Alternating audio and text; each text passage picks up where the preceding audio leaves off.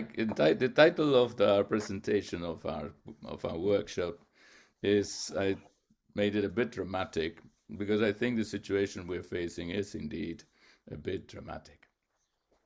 Wisdom in a world on fire, and the relevance of Krishnamurti's teachings to what is happening in our time.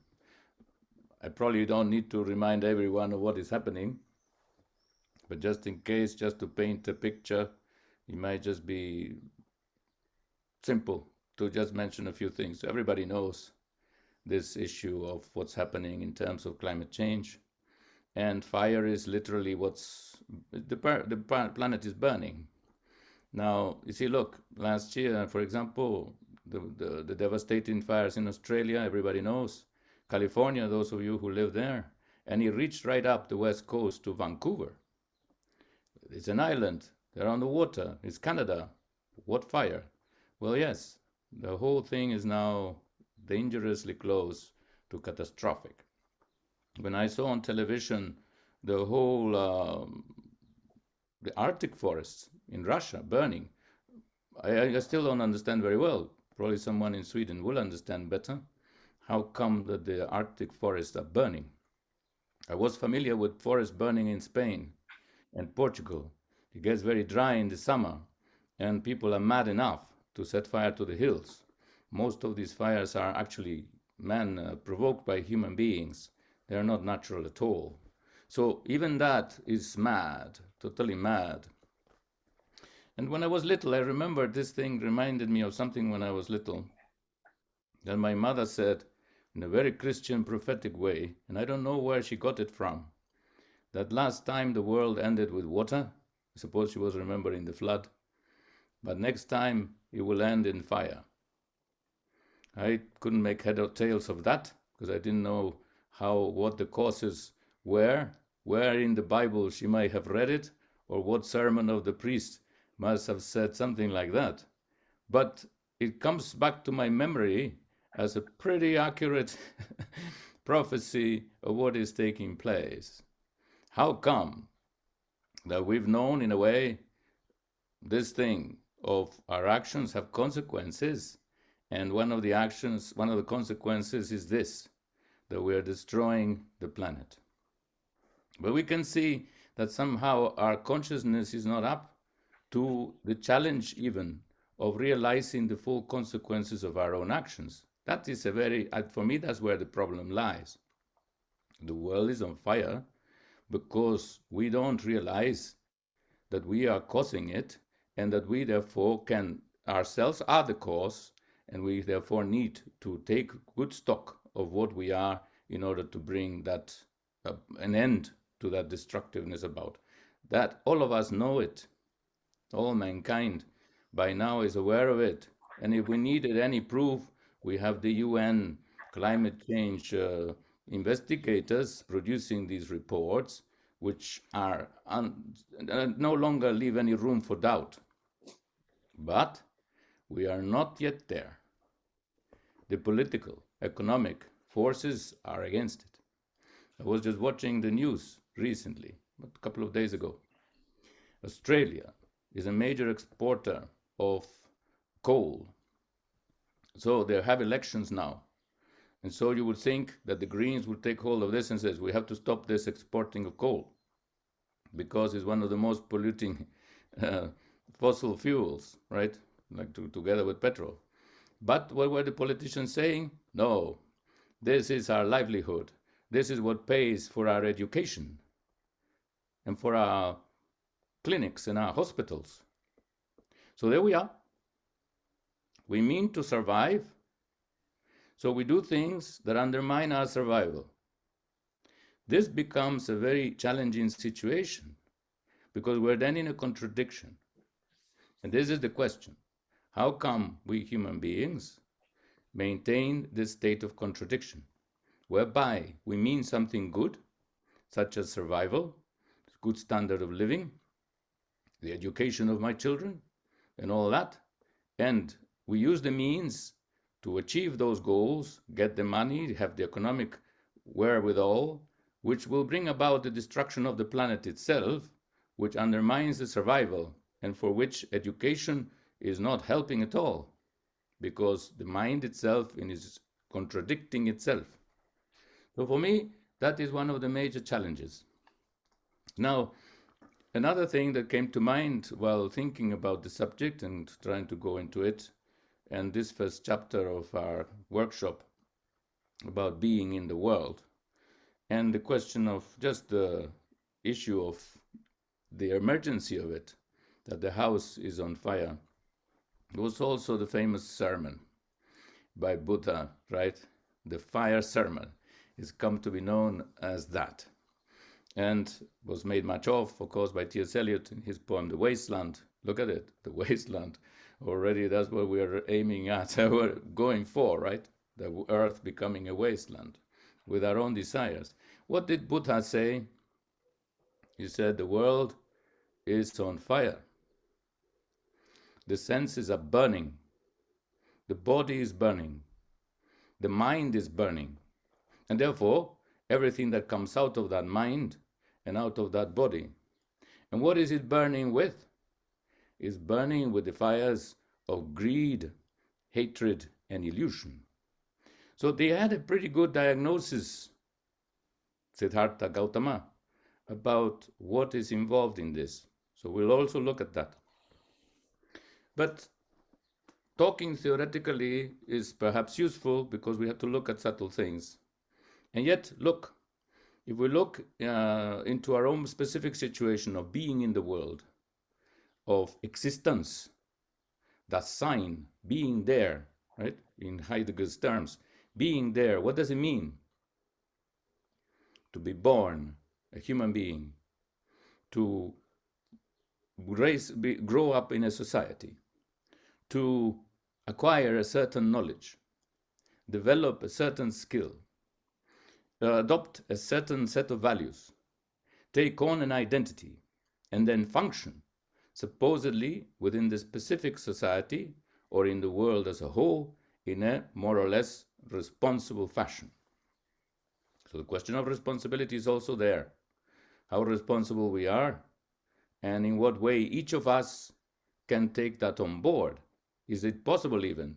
The whole thing is so large. It's like a juggernaut.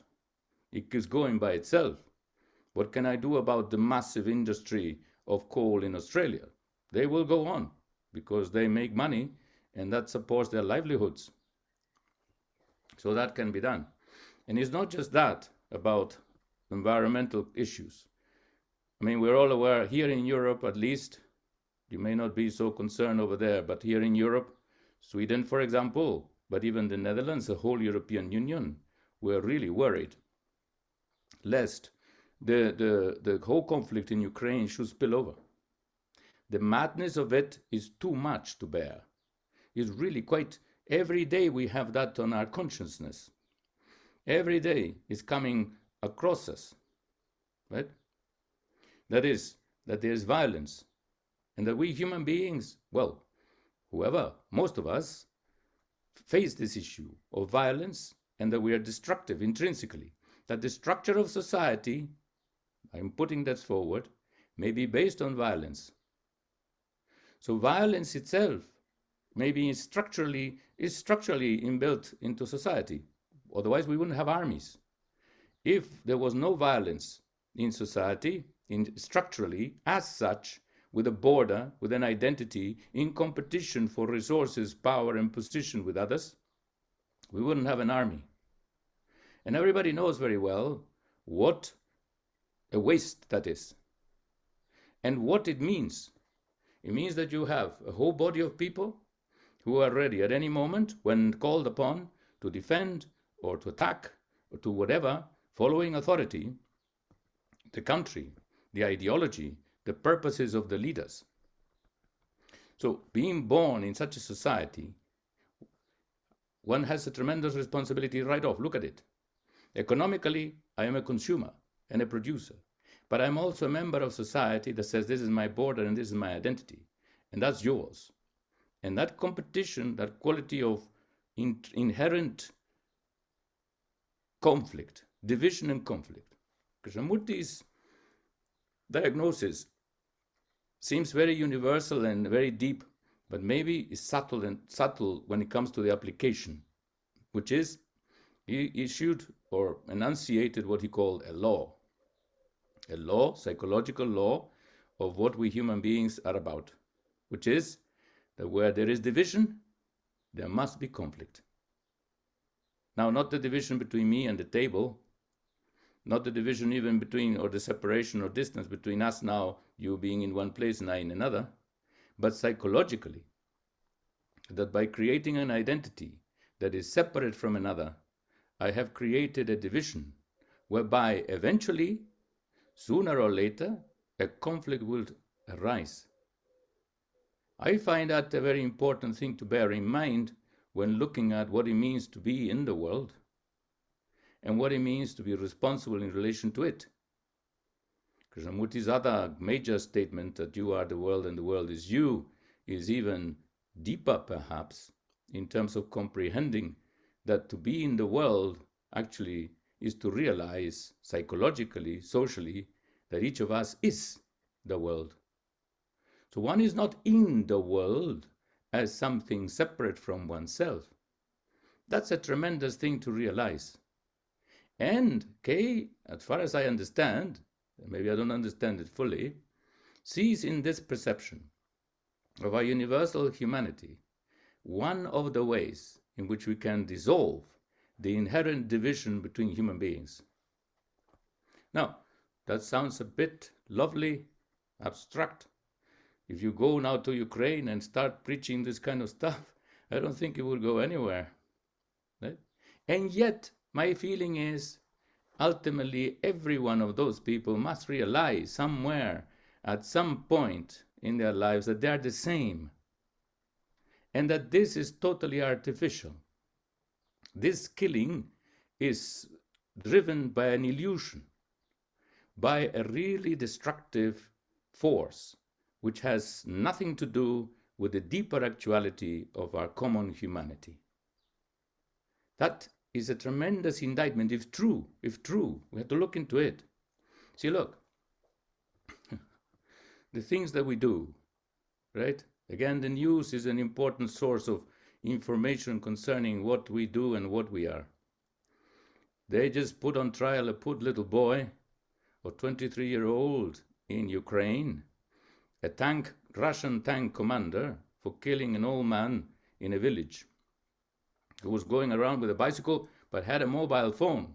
So his superior told him to shoot this old man because he might be informing the Ukrainian forces about the Russians' position.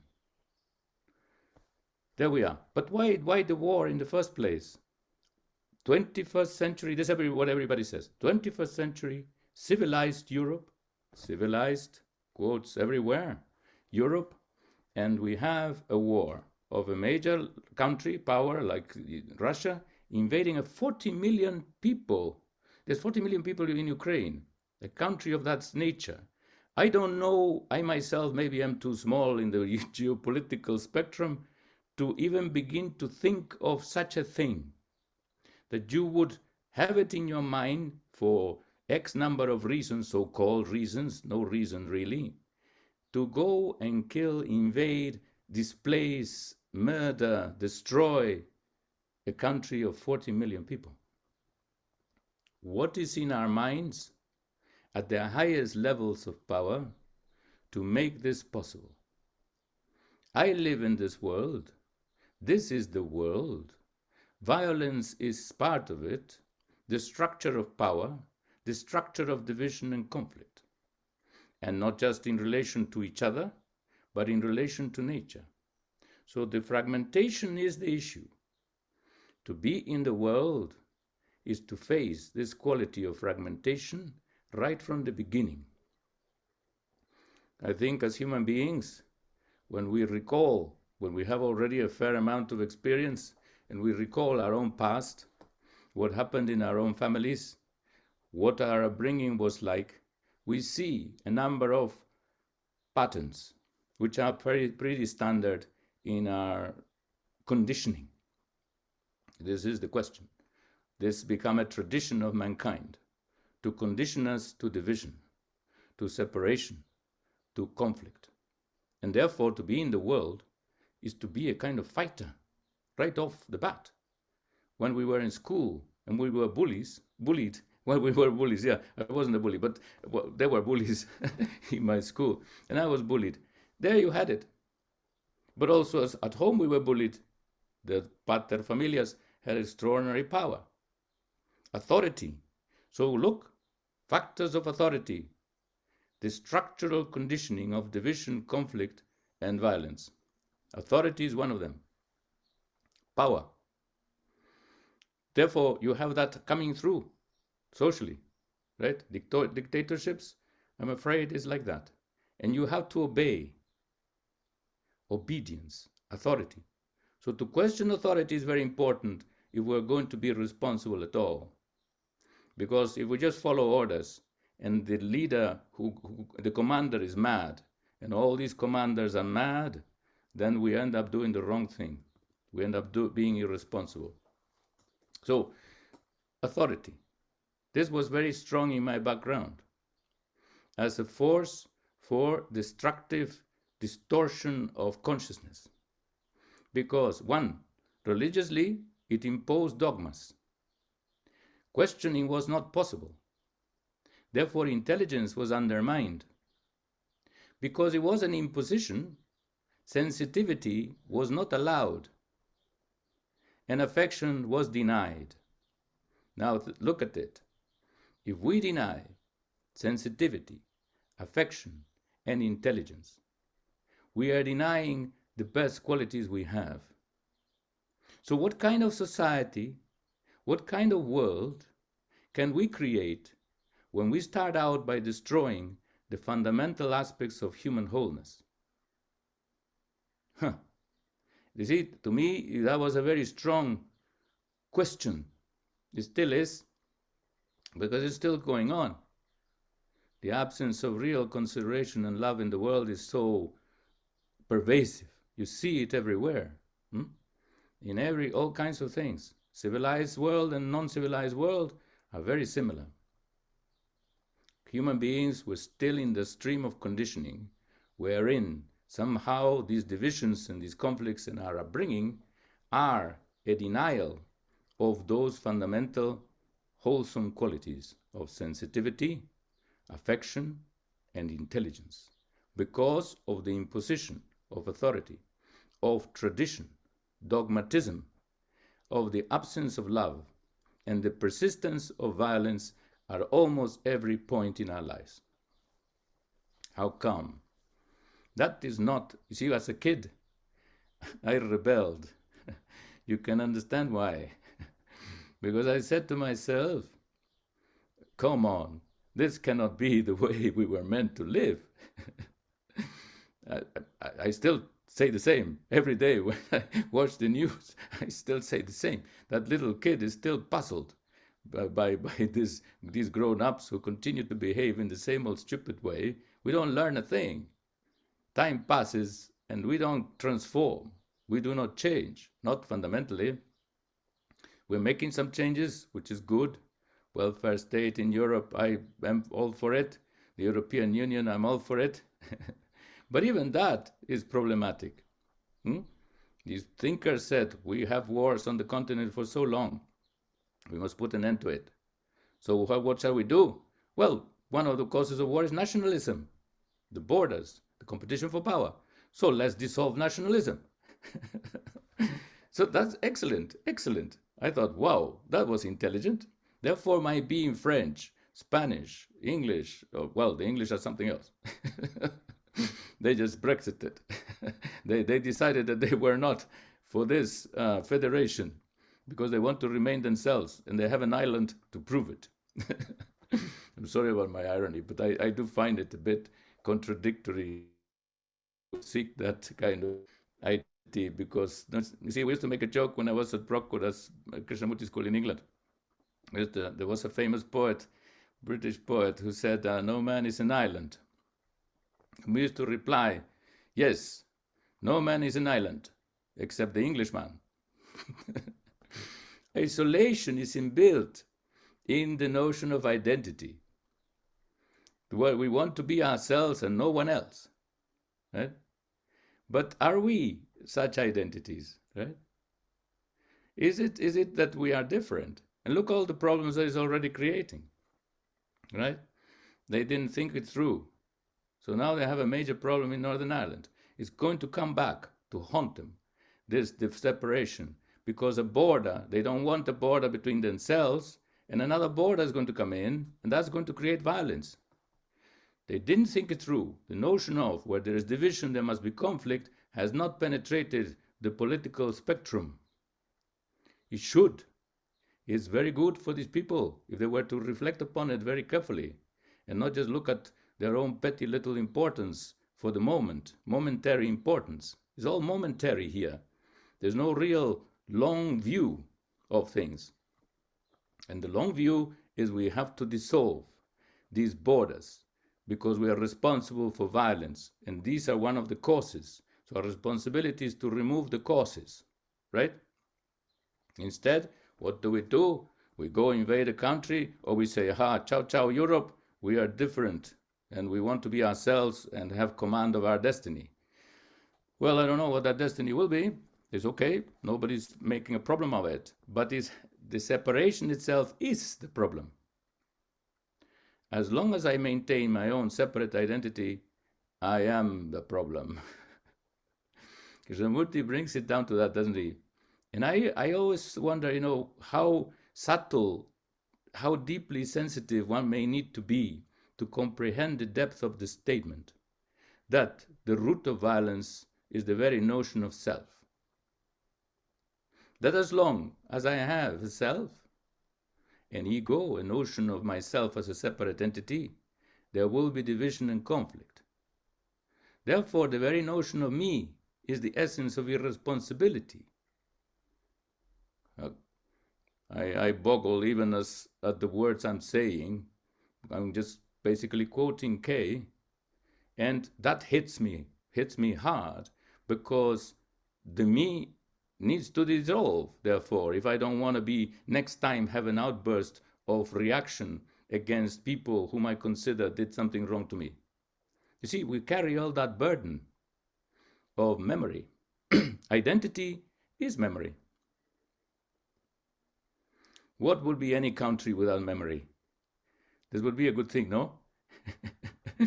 David Bohm used to be very fond of the film Space Odyssey, 2001, A Space Odyssey, in which the computer, you remember? Some of you may remember. It's like this space travel, and he goes on this spaceship, and his spaceship is basically controlled by a computer. The HAL is the computer. And there is, of course, an astronaut in there, a couple of astronauts. But HAL has his own idea where it's going and where it's doing.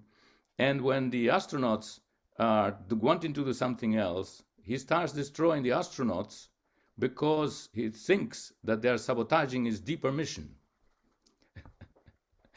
The self is doing a bit of the sabotage because he thinks it has a deeper mission. But the computer works on memory. If you release the memory cells, releasing the memory cells, unplugging them, is the only way to be able to control this computer. So this is what we are. As long as we are leaning on memory to sustain our identities, and we are so identified with them that we cannot separate ourselves from it, we have separation with another. And that is the source of division and conflict. I never thought of it, you see, that my memory would be so significant in terms of what happens in relationship. That the self built upon a structure of the past, derived from my family, my race, the tradition, the culture, the experiences, the education, even the environment, the whole thing, and not just of the particular time I happen to be born in, because that very time is the consequence of another time that was before. The way the properties were divided, the way the church was established, and so on and so forth, the way Franco was running the country, that will come from Spain, and so on and so forth. So all that is a sequence of time. And memory is working its way through the world and creating us. We seem to be the creators of memory, the ones who remember. But the memory then becomes the computer programming whereby we continue to act in a self-destructive way. Because we think we have a mission of becoming, we're actually sabotaging our own survival. This is a total contradiction, which should wake our intelligence. The ancient Greeks had a notion that you only begin to question or begin to think when you realize that there is a contradiction. So contradiction should be a sign of alarm, that we really are, as Krishnamurti used to put it, that thought itself, that consciousness itself, is at the end of its tether. Why? Because he's hitting his own limit in the way he has been going. And one of the primary sources of that limitation, where it meets its limitation, is in the self-defeating notion of identity. Who wants to drop their identity, though? I ask myself also that, Am I ready to say, hey, Javier, wipe it out. This identity is no good. Not that I want another, but that identity per se is itself its own necessary, carries its own history, carries its own conditioning with it, and therefore denies freedom, denies perception, denies relationship. Now, what happens to us if we don't have relationship, you see? This is a major question. If we destroy relationship, we destroy really the very ground of our existence. Being in the world, creating a world of peace, means that we have to relate as human beings totally, not across borders, not with these divisions, not with the me here and the you there, but totally. We don't even perceive that we are one humanity. The one, you are the world is you, is not perceived. Right? Is it perceived? If it were perceived really, and not just perceived or thought as an idea, but felt, okay, also called for feeling, this has to be felt. Do we really feel the total universality of our humanity that is shared with others? Now, I live here in the Netherlands, and so it's a different country. It's a different culture. They have Protestantism somewhere there. I come from Catholic background. They are sort of very individualistic. They are very pragmatic. They really have a highly structured society. I've never seen anything like it. Fantastic. And they have to, because the sea is coming. They stole land from the sea, you see, so the sea is always claiming it back. So that's a very big problem. But unfortunately, they have an army of engineers. Invisible. It's wonderful. It's really wonderful. I admire them a lot. Because they're an invisible army of engineers that hold the sea at bay. But of course, with all our industry, the sea level is rising. And that's going to be a major issue in the future. Maybe the Netherlands will cease to exist.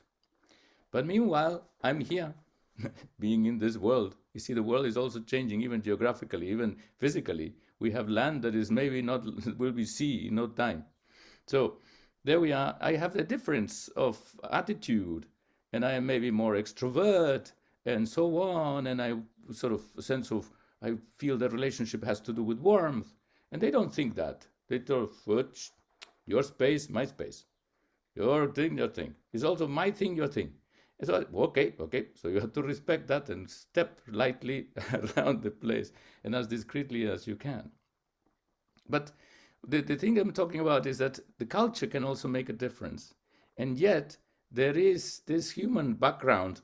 And at times I wonder, when is it that even with my neighbors, there will be this feeling of we are all together?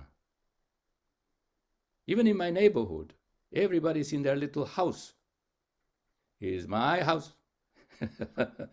And there is my fence, and this is my bloom in the pot, and this is my car. Mind your business. Sometimes even saying hello looks like an intrusion.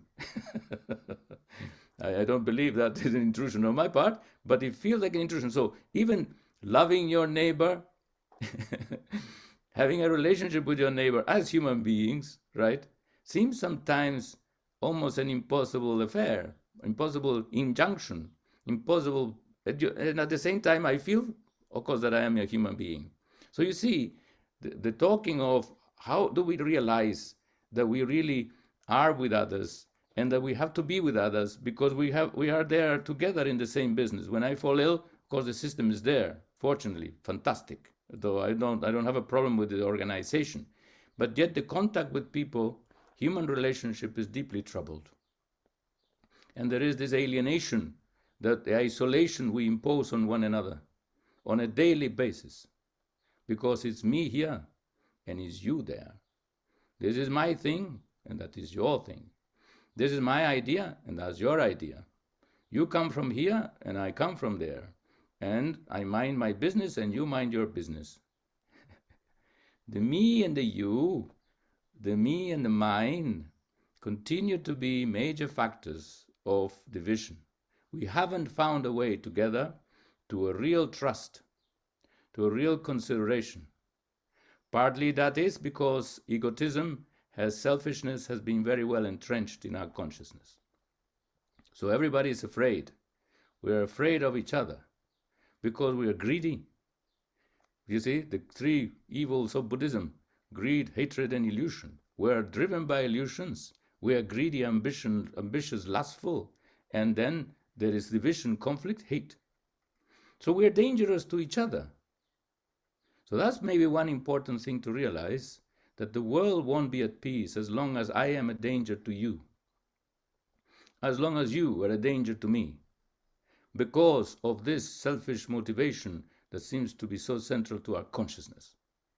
So that's what I have to question first and foremost. Where am I coming from in any relationship, life being relationship, in any interaction? What kind of world does the self make? Isn't the self, as Kay said, the root of division and therefore of conflict? Isn't the self the primary force that seeks power? People want to be somebody, so they seek power, they seek possession, they seek wealth and everything else. What do you think is happening in Ukraine? Is the search for power, domination, the recreation of an old idea of an identity that is dead. And for the sake of the dead, we kill the living. This, I think, is the greatest crime of all, to kill the living for the sake of a dead idea. And all ideas are dead. We don't contact each other beyond ideas. This is a major challenge. Can we live, therefore, without ideas? And the first idea is the idea of me. I'm not putting it myself so strongly, maybe. I'm putting it strongly because it is really, when I was looking at Kay and so on, I said, wow, that is really, if you take it to heart, is a very, very challenging thing to even consider. That ideas, which we value and we need at certain levels, right, technically and so on, maybe are in the way. And they themselves constitute the nucleus of the self. But an idea is a dead thing. The word idea comes from a Greek word, eidei, which means to see. But the idea is what has been seen, is what the mind retains of some kind of perception. And in many instances, not even something that has been seen, it's something that has been thought from certain things, maybe partially. So that is an important issue. The world we live in is a world of ideas, is a world of make-believe, identification, in which the me is at the center. Then the me identifies with other ideas. It's all within the field of consciousness. I identify with the idea of Russia, with the idea of Protestantism, with the idea of Catholicism, with the idea of etc. All of these wars, all of these conflicts, all of these murders that are reported day to day are based on ideas. So this also raises a major question. How come we don't see through the ideas and drop them instantly? Because they are dangerous. It's leading to these sort of things. Keep the ideas that are useful. The idea of what? I don't know, a watch. All right, keep ideas that are significant, but not these ideas that go to the self and go to divide and go to destroy. Could we do that? Could we be so subtle and intelligent that we see through this barrage of self-deception in the pursuit of fulfillment, of glory, of becoming, that are destroying mankind? That's why Kay said, can you live anonymously? I thought that was also very challenging, because I want to be famous, you see. I want to write a book. Not now, but in the past, I wanted to write a book and make my name, you see. To everybody, because otherwise, who are we? We had to become, we had to be somebody. Therefore, we had to have a name. Our name has to mean something. But you know, the nameless may be the more significant. That was Kay's thing. And I thought, wow, can I really live without a name? Meaning, live truly, live without ideas, live without possessions, psychologically. I have to own a place because, well, I don't own it, I rent it. But you have to do that. That's the system. So at certain levels, you just have to go along with it. But don't own anything, because that's the possession, the attachment, identification. That will change the world. This is the idea. I like that idea of saying, what level do we have to come of abandoning the structure of consciousness, possession, identity that we have built and that we have been conditioned into, right from the animal. I didn't even mention the animal. The animal is right there with the whole and the possession and the tribe and the territory and the hierarchy. It's all animal. So to be truly human may mean to go into these things and see about, is it possible to live free from the factors of division and conflict, which is from this conditioned that is centered on the idea of self. Tough job, but otherwise we won't be the world. We won't be in the world and not of the world, which is the essence of the whole point that Krishnamurti was bringing about. To be in the world, in relationship, be the world, but not of it in the sense of how it is structured at the moment. What the world is the denial of the wholeness of humanity. It is not helping us. And therefore it's up to us to see whether we can do something to restore that wholeness to the world, which means to us, to our lives.